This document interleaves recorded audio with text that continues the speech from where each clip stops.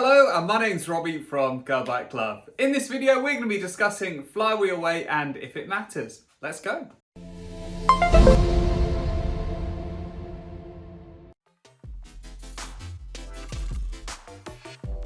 So what is a flywheel?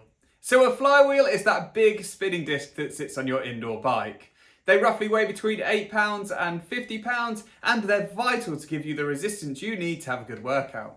So to make resistance on a spin bike, when the flywheel is rotating, what we do is either use friction, a brake pad, or magnets, which is an electric resistance system, to slow that flywheel down and make the pedals heavier. So does flywheel weight matter?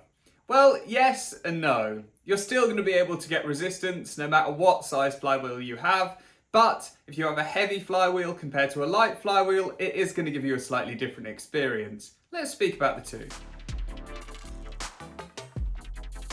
So let's start with heavy flywheels. Heavy flywheels give a really good experience. They're silky smooth to ride, feels like a real bike, and because they're heavy, it gives the bike a lot of structure when in those sprints. They do come with some disadvantages though. The first thing to mention is the bike is harder to move around because the flywheel is so heavy. On top of that, certain brands with bigger flywheels typically need more maintenance on the bike. And finally, when you go to really get started, it can feel a little bit tougher on the legs.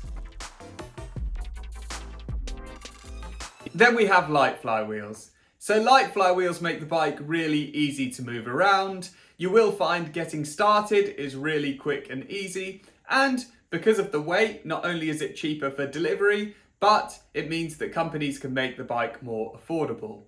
Lighter flywheels do come with some disadvantages though. They can feel a little bit more jerky compared to a bigger, heavier flywheel, which in turn can be a little bit harder on the joints and make you feel a little less stable on the bike.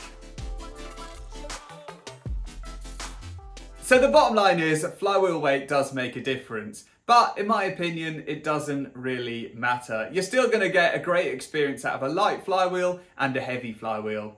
You've got some cheap bikes with really heavy flywheels that are fantastic to ride.